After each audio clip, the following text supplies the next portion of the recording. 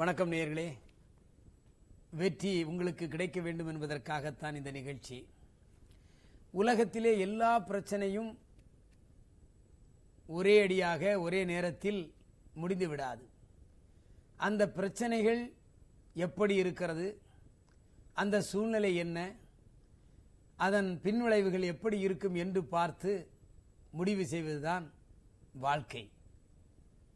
பிரச்சனைகள் என்று வருகின்ற பொழுது ஆய்ந்து பார்க்கின்ற நேரத்தில் தான் அது நல்லது கெட்டது தெரியும். நாம் அதற்கேற்ப நடந்து கொள்ளலாம்.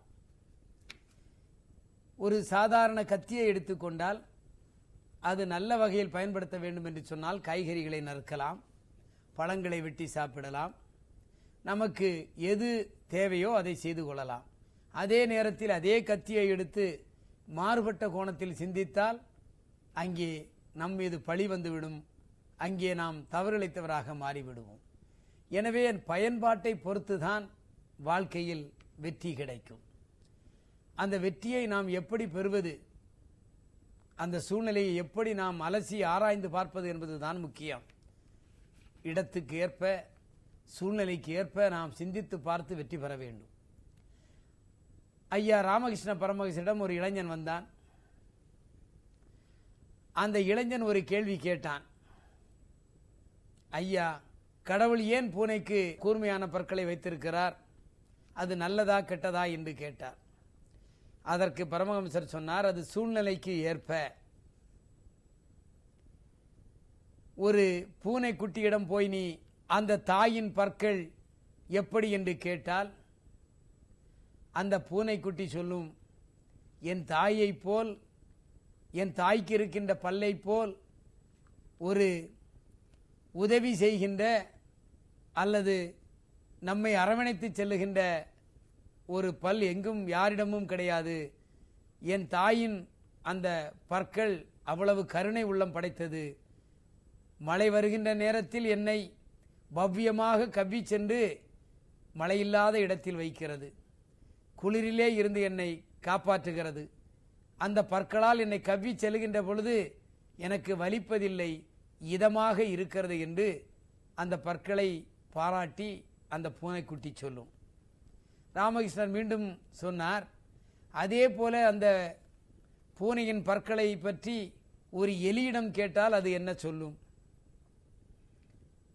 உடனே அந்த எலி சொல்லும், பாழாய் போன அந்த பூனைக்கு ஏன் தான் கடவுள் இப்படி கூர்மையான பற்களை வைத்திருக்கின்றார்களோ, அந்த பற்களால் என்னை கடித்து குதறி தின்று விடுகிறது. அந்த பூனையின் பற்களை பார்த்தவுடனே நான் பயந்து நடுங்குகிறேன் என்று அந்த எலி பூனையின் பற்களை பார்த்து சொன்னது. ஆக அந்த பூனையின் பற்கள் அந்த பூனையின் குட்டிக்கு இதமாக, ஆபத்து காத்தானாக, பவ்யமாக தூக்கி சென்று அந்த மழையிலும் குளிரிலும் காப்பாற்றுகிறது. அந்த பற்களை போல் உண்டோ என்று பூனைக்குட்டி சொல்லுகிறது. அதுவும் பூனையின் பற்கள் தான். அந்த எலியோ இவ்வளவு மோசமான பற்களை கடவுள் அந்த பூனைக்கு கொடுத்திருக்கிறாரே என்று அந்த எலி சொல்லுகிறது. எனவே நிலைமைக்கு ஏற்ப, சூழ்நிலைக்கு ஏற்பத்தான் நாம் ஒரு முடிவை எடுக்க முடியும். அப்படி எடுத்தால்தான் வாழ்க்கையில் வெற்றி பெற முடியும். நாம் வாழ்க்கை பயணத்தில் மழை பெய்கிறது என்று சொன்னால், ஒரு வியாபாரி உப்பு வியாபாரம் செய்கிறான் என்று சொன்னால் அவனுக்கு அது வேதனையாக இருக்கும், மழை வருகிறதே என்று. ஆனால் மழை வருகிற நேரத்திலே விவசாயிகள் ஆனந்த கூத்தாடுவான். நாம் பயிரை அழகாக காப்பாற்றி அந்த விளைச்சலை எடுத்து விடலாம் என்று விவசாயி அங்கே ஆனந்த கூத்தாடுவான். ஆக உப்பு வியாபாரிக்கு மழை வேண்டாம், விவசாயம் செய்கின்ற விவசாயிக்கு மழை வேண்டும். இதுதான் வாழ்க்கை. எனவே நாம் நிலைமைக்கு ஏற்ப, சூழ்நிலைக்கு ஏற்ப நாம் செயல்பட்டு வாழ்க்கையில் வெற்றி பெற வேண்டும். அந்த வெற்றி நிலைத்ததாக இருக்க வேண்டும். அதற்கு உங்கள் வசந்த் டிவி என்றும் உறுதுணையாக இருக்கும் என்று சொல்லி மீண்டும் உங்களை நாளை காலை 7 மணிக்கும் இரவு 7 மணிக்கும் சந்திக்கின்றேன். நன்றி, வணக்கம்.